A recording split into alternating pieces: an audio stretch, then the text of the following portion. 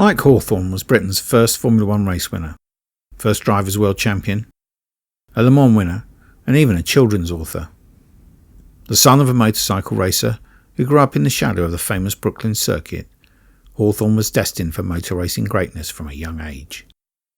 Sadly, his life was to be blighted with tragedy, and he was to be involved in the worst accident in motor racing history.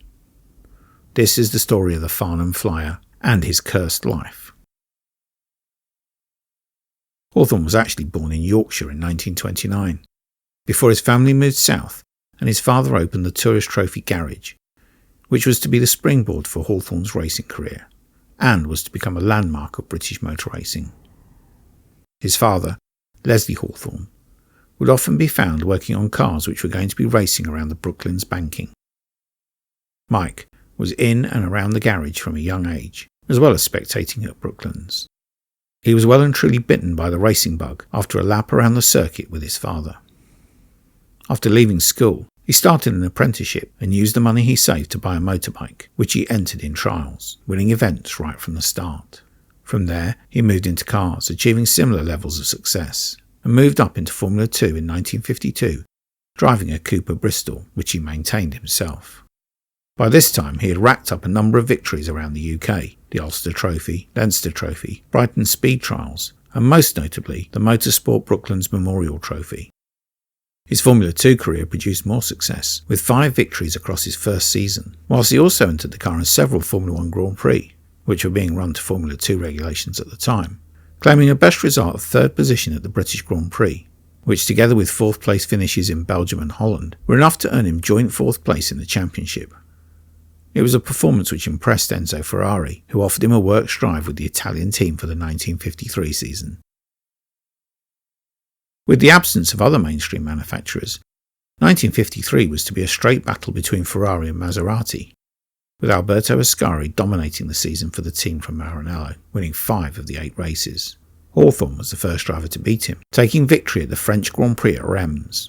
It was the first Formula 1 Grand Prix won by a British racing driver, and it was only won after a race-long battle with Fangio, with the lead changing hands on almost every lap, sometimes more than once per lap, pitting the Maserati's better top speed against the Ferrari's better handling.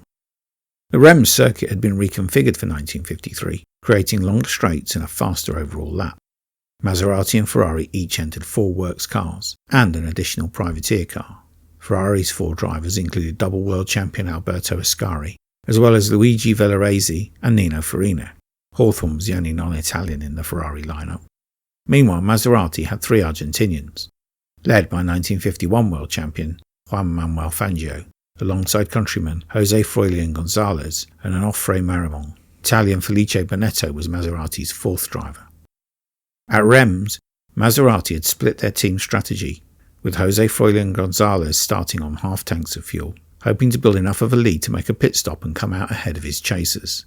The other 7 works drivers were all on full tanks, hoping to get to the end without having to stop. With his much lighter car, González took the lead on the first lap, whilst Ascari, Villoresi and Hawthorn followed. Behind, Fangio and Farina were battling for 5th place.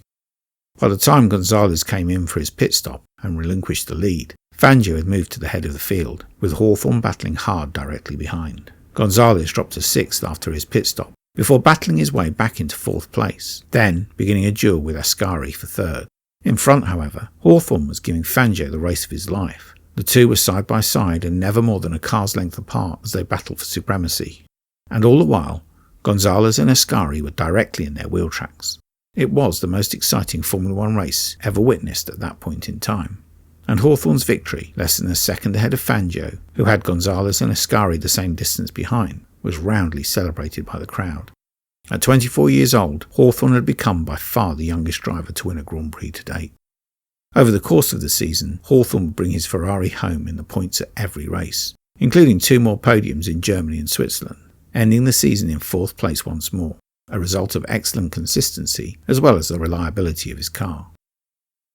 1954 did not begin well for Hawthorn, being disqualified from the first race of the season in Argentina after receiving a push start. Then, in the non-championship Syracuse Grand Prix, he was involved in a fiery crash with González, suffering burns to his legs, but fortunately escaping other injuries.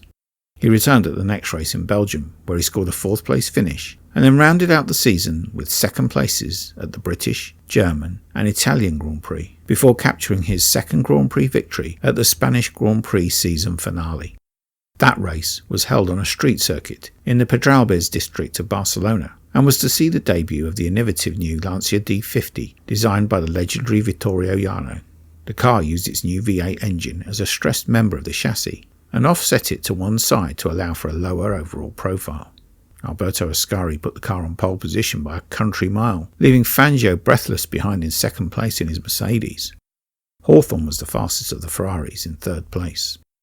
At the start, Ascari disappeared off into the distance, with Villaraisi in the 2nd D50 moving up as well.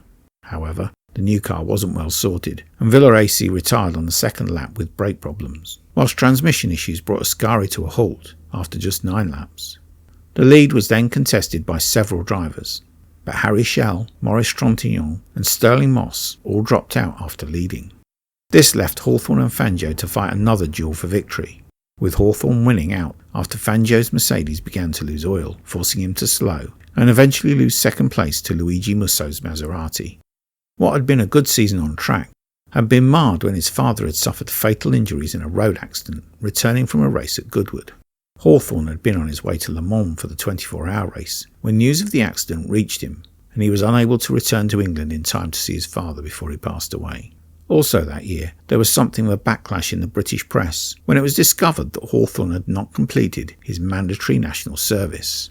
In fact, Hawthorn had applied to join the RAF, but a medical had identified chronic kidney issues, and he had been excused service as a result. Early in 1955, he was to have one kidney removed as a result of the disease. Despite the uproar, Hawthorn kept the real reason for his missing national service secret, in case the news of his condition meant he was stripped of his racing licence. Hawthorn finished the 1954 season in 3rd place in the title race, but in a move prompted by a desire to race a sports car for Jaguar and his mentor, Lofty England, Hawthorn departed Ferrari and for 1955 joined the Vanwall team instead. In his first outing for the team at Monaco, the car-driver combination proved underwhelming, qualifying in 12th place and retiring early on with throttle problems. In Belgium, things were no better, with Hawthorn qualifying 10th of 14 and retiring after just 8 laps. The Formula 1 season had started badly, but that was to pale into insignificance compared to the events of Le Mans 1 week later. The 24-hour of Le Mans was as big as, if not bigger, than Formula 1 in the mid-50s. Ferrari and Jaguar had battled for victory the previous year, and for 1955, Mercedes were looking to add the prestige of a Le Mans win to its Formula 1 World Championship titles. The Ferraris were fast over a single lap, as evidenced by Eugenio Castellotti's pole position, but they were expected to fade during the race. For the first hour, the Italian kept his car ahead of Hawthorn's Jaguar and Fangio's Mercedes, before they forced their way past and began setting a furious pace, exchanging new lap records with almost every lap. Just after 6 p.m, Hawthorn was due to take his first pit stop and hand over his car to teammate Ivor Bueb. On lap 35, as the two leaders approached the pits on the start straight, they passed Lance Macklin's Austin Healey. At almost the same moment, Hawthorn saw his team's pitboard instructing him to stop. Hawthorn crossed from the left of the track to the right, in front of Macklin, while slamming on the brakes to slow from 150 miles an hour to be able to stop in his pit box. The braking capability of the Jaguar, with its disc brakes, added to the completely unexpected manoeuvre made by Hawthorn, started a chain reaction which was to result in disaster. Macklin slammed on his brakes, but without the efficient disc brakes of the Jaguar, was forced to weave to the left of the track to avoid rear-ending Hawthorn. That took him directly into the path of Pierre Levey in the second Mercedes, which had just been lapped. Levey had no time to react, and with a braking Hawthorn blocking one side of the track and a braking Macklin blocking the other, had few options even if he had. The rear of the Austin Healey was effectively a ramp, which the Mercedes hit at a massive speed differential. It was launched into the air and smashed into the earth bank, which was the only protection for the main spectator area opposite the pits. The heavier parts of the car, the engine, gearbox and rear suspension, cleared the bank and bounced through the spectators, killing dozens and crushing many more. Meanwhile, the bonnet of the Mercedes was launched into flight, its razor-sharp edge scything through spectators, decapitating many who had taken positions on stands or chairs to see over the bank. Levay was killed, thrown from his car on impact. The car burst into flames, a fire which was difficult to extinguish because of the use of magnesium in the car's construction. Attempts to quell the fire with water just caused it to flare up further, injuring more spectators in the proximity of the wreck. The official number of dead was set at 83, but nobody really believes the number to be that low. Certainly, sorting through the assorted body parts and crushed remains would have been an horrific task, and it's no surprise casualty numbers are so vague. As Hawthorn reached his pit box, the Jaguar crew sent him round for another lap. On his return, he was absolutely distraught at the horror which had unfolded opposite the pit boxes, and for which he felt completely to blame. Hawthorn went to Macklin to apologise for causing the crash, then told the Jaguar team he was withdrawing from the race. Jaguar team boss Lofty England had become Mike's father figure following the death of Leslie Hawthorn, and his power over him was now demonstrated. Hawthorn didn't want to continue with the race. However, England told him that he had to, and Hawthorn complied. Later, when Mercedes said that they were withdrawing from the race, England declined their invitation to do the same. Over the course of the night and next day, England persuaded Hawthorn that he was not to blame for the accident. Hawthorn and Bueb went on to win the race and caused controversy by being photographed celebrating with champagne after the race. As a result of the accident, motor racing was banned in several countries. There were further implications though. Fangio used his position as the most senior and respected driver to force the other drivers to present a united front at the inquiry, and present the disaster as nothing more than a normal racing accident. After the inquiry had been completed, the united front began to fall apart, and blame started to be thrown around. Eventually, Lance Macklin sued Hawthorn for libel, after Hawthorn suggested that Macklin was the cause of the accident in a book. If you want the full story of the incident, I strongly suggest you watch The Deadliest Crash, which brings a whole new perspective to the accident and includes a head-on view created from photographs taken from the spectator area, which strongly suggests Hawthorn was indeed the cause of the accident. Not so much to blame though for the deaths of the spectators, who were located in an area of extremely high risk with virtually no protection. The French Grand Prix was cancelled as a result of the Le Mans disaster, and the season resumed in Holland, with Hawthorn having returned to Ferrari, replacing Ascari, who had been killed in a testing accident after the Monaco Grand Prix. He qualified 5th as the fastest of the Maranello cars, but was to finish a distant 7th, 5 laps behind the leaders. The next race was in Briton at Aintree, where Stirling Moss became the first British driver to win the British Grand Prix after a fascinating battle with Fangio, who many believed had allowed his teammate to win the race.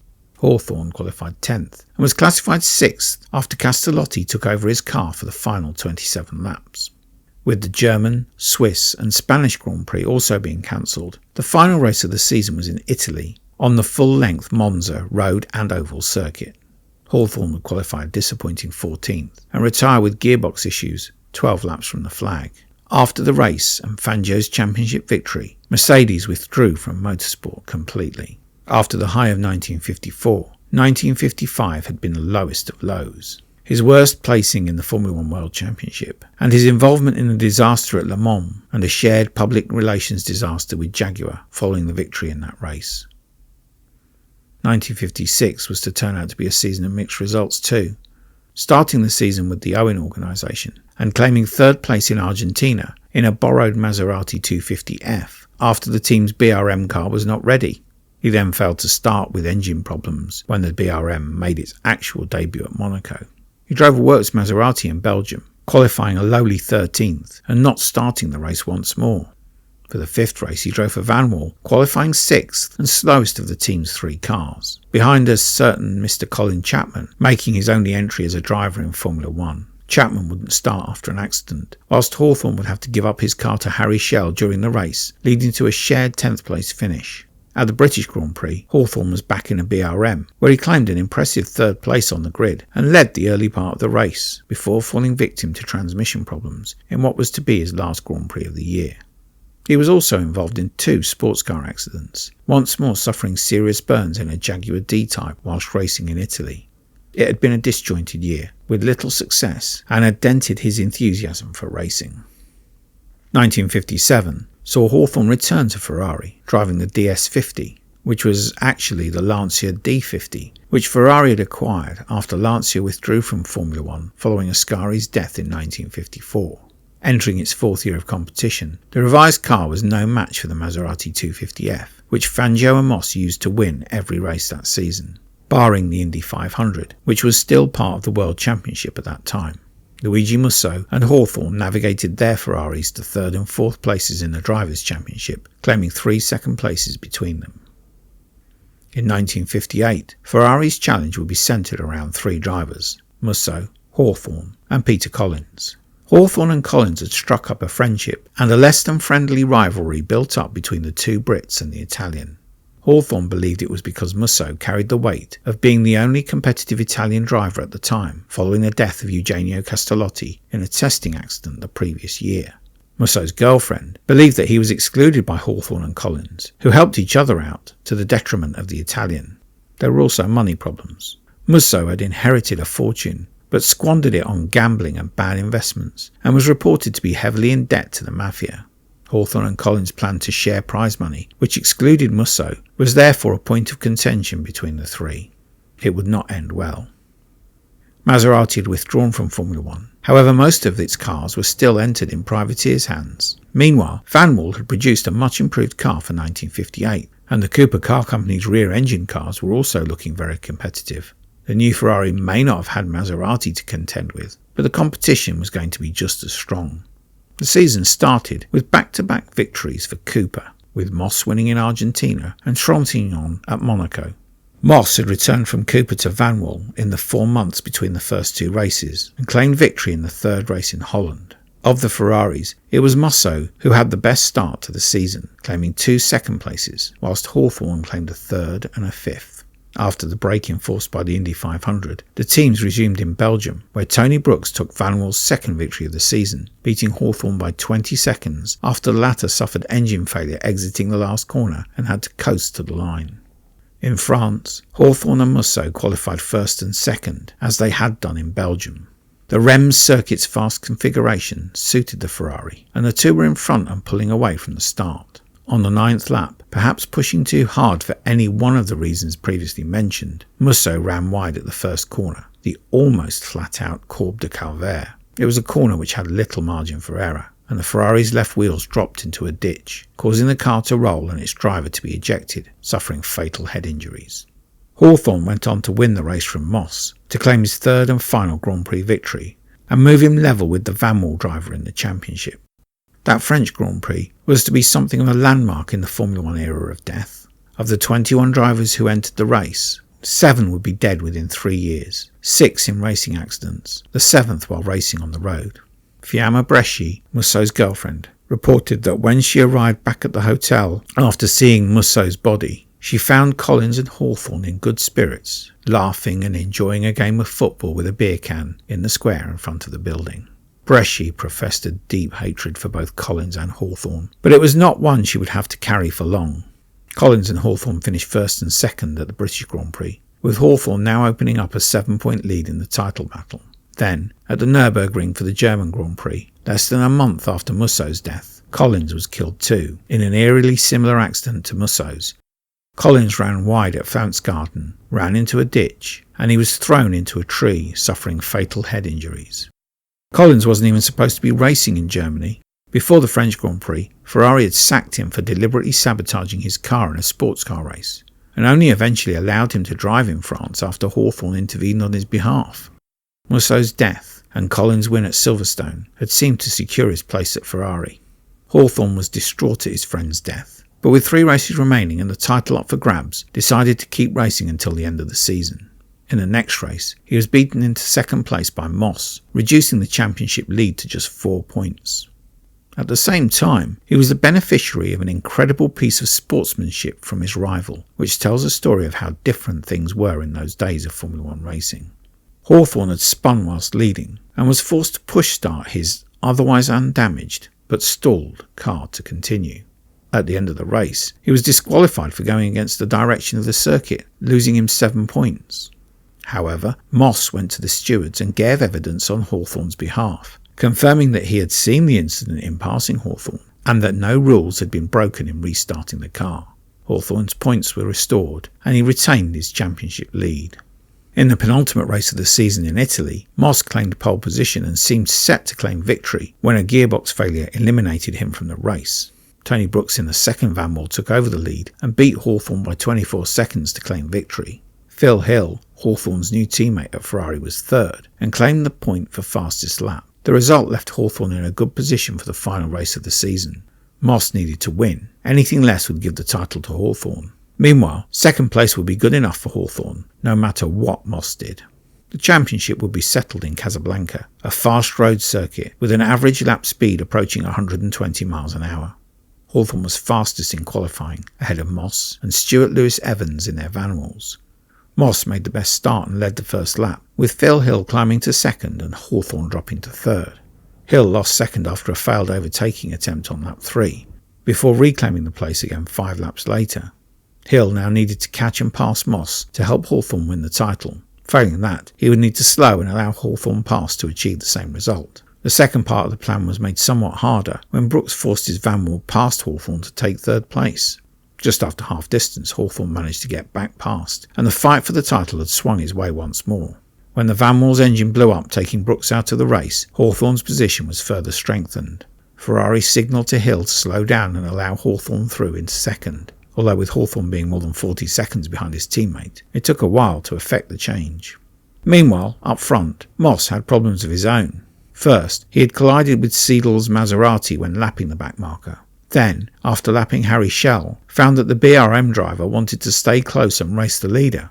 Moss let him back through to avoid an unnecessary incident and slowed to allow Schell to pull ahead. Such was Moss's performance advantage that even though he ran the last 5 laps at the backmarker's pace, he still finished nearly a minute and a half ahead of Hawthorn. Despite the victory, and claiming the extra point for fastest lap, Moss fell short by a single point, finishing runner-up in the World Championship for the 4th time in a row.